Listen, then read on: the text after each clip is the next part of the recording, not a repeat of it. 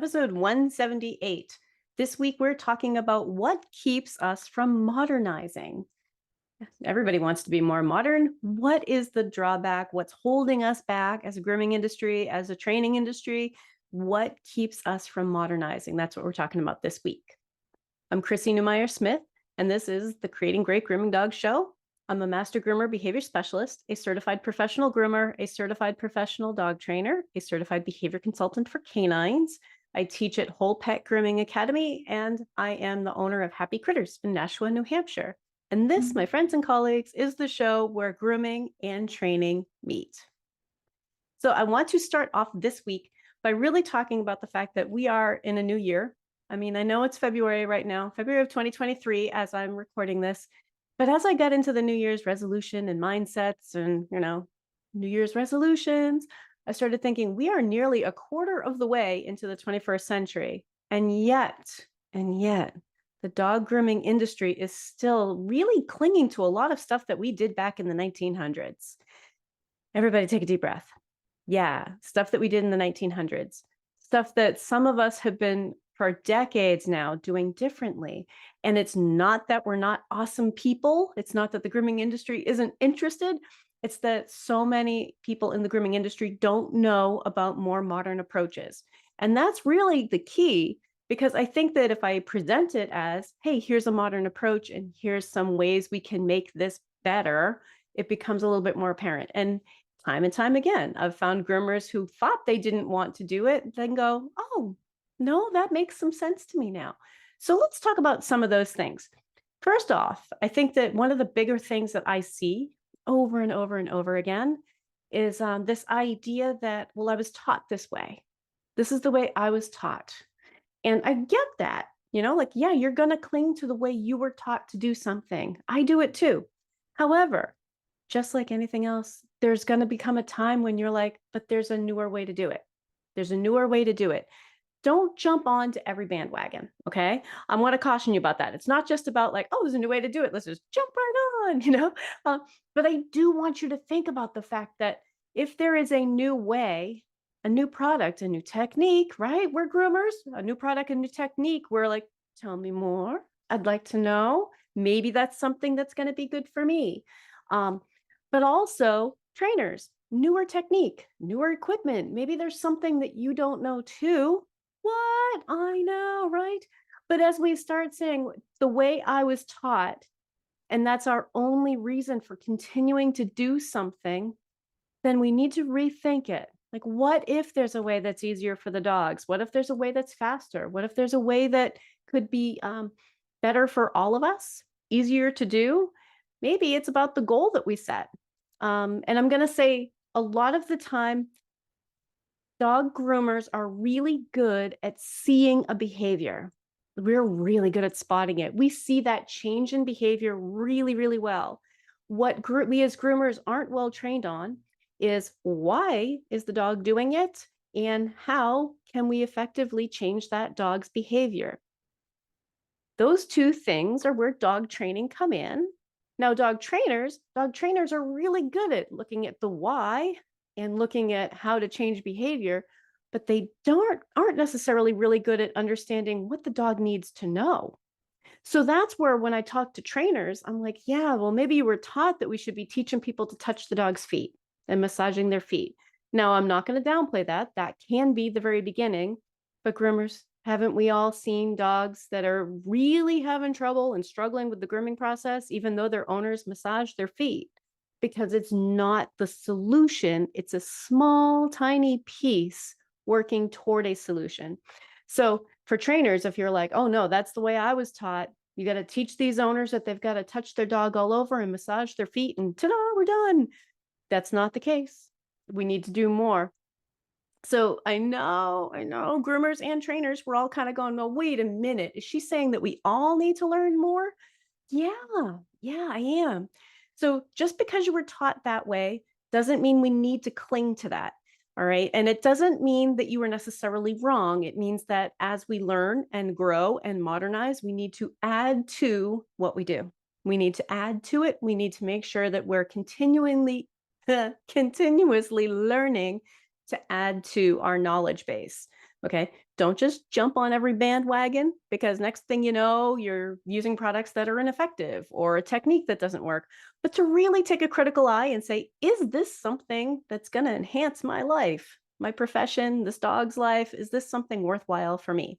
And all right, toot my own horn here. I think that the things that I present on this show are things that you're going to find will really help you, whether you're a trainer or a groomer or an owner or somebody else who works with the dogs. But just knowing a little bit more about the why and the how is going to really benefit us. Now, here's another thing that keeps us from modernizing, and something that I hear pretty often. And it's really similar to the I was taught this way. And that's the I was taught by so and so, right? Who works with difficult dogs with this problem all the time. And that may be true. And let me give you some insight on that, because the people that I learn from, right?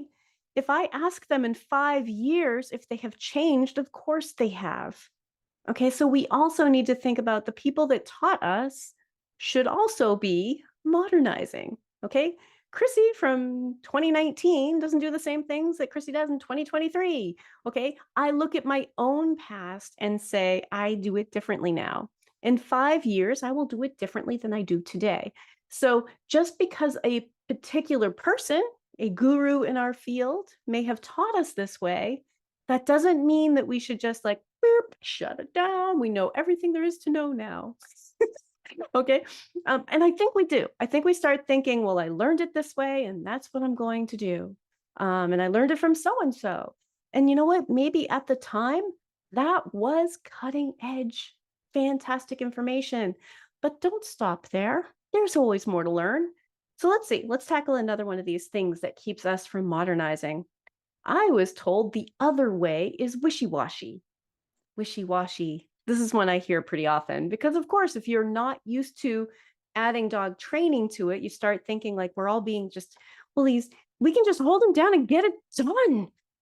Here's the big thing that I want to modernize in our industry, for the grooming industry, for the veterinary industry, for dog training, for really anybody who works with animals at this point. Holding animals down and just getting it done while the animal is clearly in distress, when the animal is clearly telling you, I am not comfortable with this, I am uncomfortable, I find this threatening, I find this scary, and continuing anyway, should only be done with emergency medicine. That is not part of grooming. Okay, it might be part of an emergency. I need to apply pressure to a wound, kind of an emergency, but that is not conducive to teaching an animal to be good.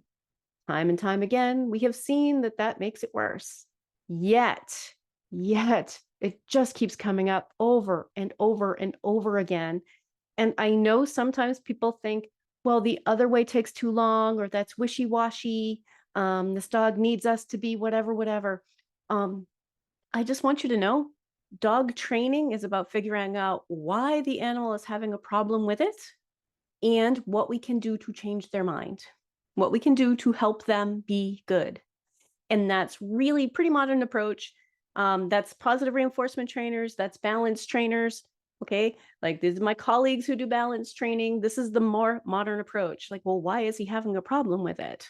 Not just hold him down and get it done. Okay, let's all modernize. So if we're worried about it being wishy-washy, it might just be that we need to discuss it more. I might need to explain it to you in a different way. And I am happy to do that. I do it all the time. Reach out to me personally. You can find me and just ask me, like, why would that be possible? Why do I even want that? And I will try to change your mind, turn you over to my side. So what's another one? Here's another one. Another thing that keeps us from modernizing. The newer way looks like it'll take longer. And maybe it will take longer. But what if the newer way actually works better? Okay, maybe it will take longer. Maybe it won't take longer. Maybe it feels like it's taking longer because something unfamiliar always feels like it's taking longer. So I'm going to give you an example here, a human example. If I teach you a shortcut and you're used to taking the highway, the shortcut at first, even if it saves you 5 minutes on a half-hour drive, might feel like it's taking longer because there's so much more that you have to remember. Like, you're taking a left over at this street and a right over here. And when you get to the red house, you're going to do this. Whereas on the highway, the drive that you're used to, you were on autopilot. Probably felt really easy. Sometimes switching a method will feel like it takes longer or it's more work, but it's just because we, as the person doing it, are unfamiliar with it, and it feels like it takes longer. So that is a pretty common myth, and I want you to know a lot of things that we do as groomers that we continue to do, even though they're not effective. I cannot tell you, I see it over and over and over again. We just strap them down and we add 3 people, and eventually we tell the owners that that dog needs to go to the vet to be sedated for grooming, and that's a beautiful, beautiful myth. That vet is gonna have the same problem you had, and you never made any headway by holding this dog down while he screamed. I know that sounds very dramatic. There are people out there who are like, "I've never heard of you doing that." And good, good. I'm glad that you've never heard of that, but it's really common. Um, and so if we know that there's a different thing to try, we should be trying different things. So let's see, let's get another one off my list here. Here's another one, and this one is another common one that I hear. But I'm being patient. I'm being patient. That's what this dog needs, is more patience. I gotta say, I see this one a lot. A lot of answers that you'll find on Facebook are, you just have to be patient. Patience isn't the training program. Patience is something we should bring to our interactions with animals all the time. But that alone isn't going to fix it. You can patiently watch me drink coffee, and it's not going to change if I drink coffee or not. It's just simply not. I don't care. My drinking coffee has nothing to do with how patient you are. It's not going to have any bearing on this. And I will say, I do see it pretty often, that, and I've been there. I've done this too. Gonna say I've done it too. Groomers who are patiently and lovingly traumatizing dogs. That dog is screaming, and we're just sitting there holding the foot going, "It's okay, baby. It doesn't hurt you. It doesn't hurt you." That dog thinks it's going to die. That dog is panicking. Okay. That dog is saying, "I'm not comfortable with this." And you just keep going, "It's all right. You're okay." And you're patient and you're loving. And I love that. Believe me, that's great. But you are not changing that dog's behavior, and you're not making them feel more calm, comfortable, and cooperative. So sometimes the thing is that people are like, "Well, I'm already really, really patient. I mean, what more can you do?" And that's when I say we can add dog training. Now, that doesn't mean that every groomer has to become a dog trainer, but I think that if you are a groomer who is not the slightest bit interested in learning dog training, you should have a trainer that you are willing to send people to. Like, here is someone for you to talk to, because your dog does need training. Dogs need training. Not a new idea. I know. It's really cheeky that I said it, but here we are. Dog training, not a new idea. So let's talk about something else that keeps us from modernizing. It's not my fault. I'm the groomer. It's not my fault that some dogs really struggle with grooming. And in some ways that's true, and in some ways that's false, because sometimes we have set them up to fail. All right. So sometimes that dog is struggling with grooming, and it is kind of our fault, not because we're big meanie pants, but because we didn't know. Okay. I'm going to give you an example. I have a customer who got a puppy, and I talked to her, and I'm like, he's going to be too big for me because I do house call and they have to fit in the kitchen sink. I'm not kneeling on the floor next to bathtubs anymore. I'm 51. I barely do that with my own dogs. I'm not kneeling on the floor next to the bathtub for your dog. But at this young age, I want to get him used to stuff. If I put that puppy, the day I met him and we were doing brushing and working on brushing and foot handling and stuff, if I had tried to do a full groom on that puppy, he would have had what he would have considered to be the worst day of his life. He wasn't ready for it. And most of our puppies are not yet. Sometimes we're still booking more than a dog can do. And for us to get out of the mindset that we're selling haircuts, because we're not. We're not selling haircuts. We are selling haircutting services for dogs who are well prepared for our services. If we go in and assume that this puppy's going to learn through this process, this puppy or this new dog or this rescue dog or this, dog that we've never met, and just like, nope, we're going to push him all the way through and we're going to get that trim perfect, despite whatever those behavior problems are. Yeah, sadly, we are the ones making it worse time and time again. And I've done it. Believe me, I have done it. I have been there. I've been working with dogs since '86. We did choke collars and prong collars, and I've done such a variety of things. And I don't want you to have to go down that path. Okay. There's some ways we can modernize.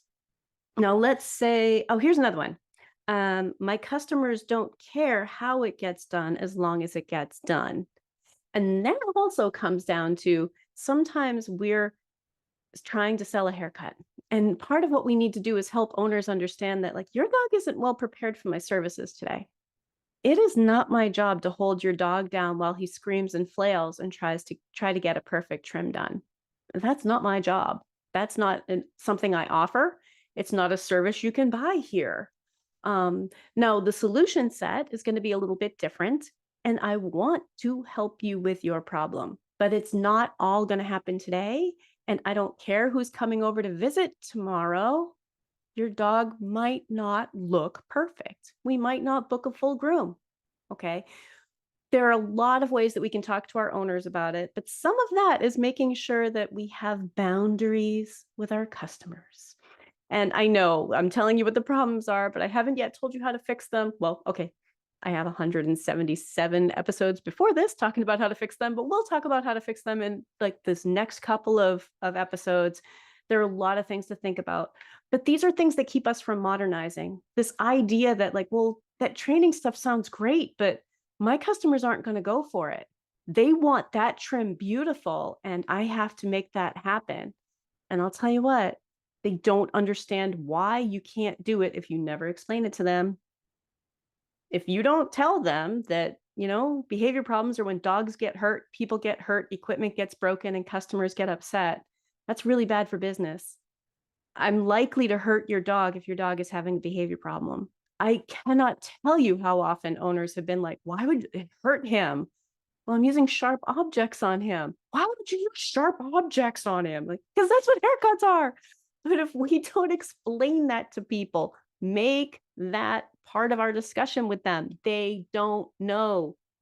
You can work with that dog. That dog could be like flailing all over, biting you every groom for 8 years. The one time that dog gets hurt, that owner is going to trash your business. That owner is going to be furious. You're mean, you're terrible, because they don't understand. We need to head it off at the pass and explain to them that behavior problems are when dogs get hurt. And that's why we don't force trims on dogs that aren't learning to be good. We want our dogs to be calm, comfortable, and cooperative. And it's 2023, right? We're nearly a quarter of a way into this century, and we have lots and lots and lots of information on how to teach dogs to be good for grooming. Okay. Some of us have been doing it for decades. Others of us are brand new at teaching some of this stuff, but we have lots of information out there about how we can effectively teach dogs to be good for it. So let's see, what is another myth we want to talk about? Oh, here's another one. I don't want to lose money. Here's the thing. If you are still in this mindset that I'm selling a haircut, and then you feel like, well, the haircut didn't get finished because, he was trying to bite at the clippers and I couldn't quite get his face done. And you're all apologetic with the owners, like, oh, I just couldn't get the face done, so I'm not going to charge you full price. That mindset is you're still trying to sell haircuts. I set it up with my owners that, hey, these are my rates. If your dog is having a hard time, I'm going to slow down. I'm going to help them be better for it. We're going to work toward progress for the rest of the groomings for the rest of their life. But it might not be perfect today, and I will charge you according to my time. Now, if I had to give up early, their cost might be less than a full groom. But the fact is that my time working with your dog is my expertise working with your dog, and it always has monetary value. I don't care what your dog looked like. If your dog's behavior problem is blocking me from doing a beautiful trim, that's important that we discuss it. And I discuss it with owners before we even book. We talk about my safety policy. So there are lots of references to that across the whole podcast. But actually, I believe it was the first episode. So if you circle back, the first episode's still pretty relevant, even though it was about 4 years ago. But don't lose money. Training dogs to be good for grooming should not be losing you money.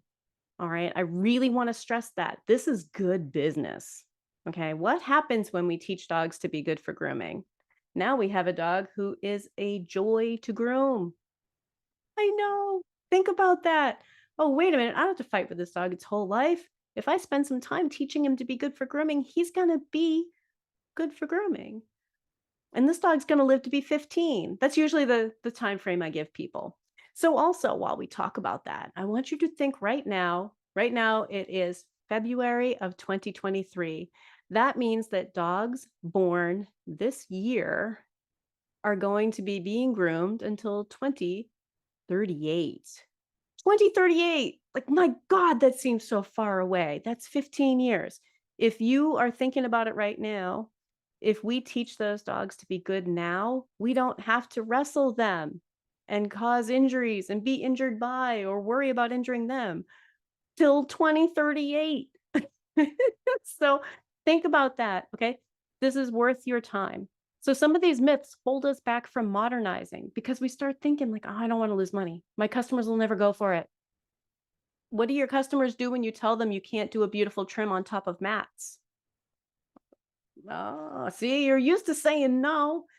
You've said no before, just that we need to have these behavior discussions with our owners too. And oh, here's another one. Here is another one that I hear. This one's more for groomers, but there's a trainer version also. So I will present them both. The groomer version. I've trained all my own dogs, so I know about training. Okay, so the thing is, as someone who is also a professional trainer and a behavior consultant, wow, that stings. That's like all the trainers who say like, "Oh, I bathe my own dogs. I know exactly what a dog needs to know for grooming." But maybe they have like a boxer, or maybe they've never used a high velocity dryer. Like they dip their dog in a waist high bathtub that's filled with soapy water and rinse them off with a garden hose and let them air dry in the yard. That dog doesn't know how to deal with a grooming shop. Okay. We need to recognize that there are other professionals that we can talk to and that we don't know all of it. I don't pretend to know anything about pet sitting, even though I live with pets. Right? I don't know what it is to be a dog walker. I will defer to what a dog walker does. I don't know. I can take my own dogs for a walk, but I'm not a dog walker. I'm not a pet sitter, you know? So be thinking about that, okay? I think it's awesome if you've trained your own dogs. Trainers, I think it's awesome if you've groomed your own dogs, but it does not make you a trainer or a groomer, okay? I know. Everybody take a deep breath. What? I know. But believe me, we need to remember that other people have these other jobs and that we can support each other and be part of the same team. Okay. It's not about conflict. It's about how to be on the same side and be the same team. Okay. So these are things that keep us from modernizing. And yet here we have so many decades of evidence. Okay. Decades of evidence. And I know people are going to say, well, do we though? All right. I started my own business in 2000 because I was so tired of working for people who wanted me to force that trim. When I had just worked on this dog, got him all comfortable, I'm like, you know what? Good job, buddy. You made some real progress. I think that's good enough. And get told, oh, but he can't go home like that. I mean, that's all good and fine and cute that you did some training and stuff, but we have to get that little piece next to his lip and we got to get this part and this part. Why? Why? Right? Back in the late 90s, I was having trouble with that. Like, but we know that we can teach dogs to be good. Okay. And to think that there are still groomers struggling with this. There are still trainers struggling with this. Dogs are still having these issues. And it's 2023. So we need to modernize. Modernize, modernize. Okay. There are lots of ways to help dogs learn to be good. Okay. And there are lots of ways to help them be more comfortable. And some of it's us, some of it's them, some of it's their owner, some of it is collaborating with other professionals so that this dog has a team helping them be good. But time and time again, If I have the chance to work with a dog and we get this, going, yeah, they usually can learn to be good. A healthy dog can learn to be a safe dog. And when I teach them to be good, even if something happens later in life, they do not turn into the same problem they were. These dogs totally change. And even later on in life, if you quick a nail or something, that dog doesn't turn around and try to bite you. They have totally changed. Okay, we can teach them to be comfortable. And there's a humane aspect to that. If we can teach them to be comfortable with it, we really should. If we can teach them to be calm, comfortable, and cooperative for something that happens to their body on a regular basis, on a 4 to 8 week basis, we should be teaching them to be comfortable with it. So that's our show. If you want to reach out, you can find me at creatinggreatgroomingdogs.com. This is on YouTube. It's also on, of course, the podcast sites, any place you find a podcast. I work for Whole Pet Grooming Academy, where I teach the Master Groomer Behavior Specialist program. And I am helping with the Teton Grooming Expo. So, Teton, Idaho, in May 18th through 21st, 2023. So find me if you'd like, and I can answer your questions.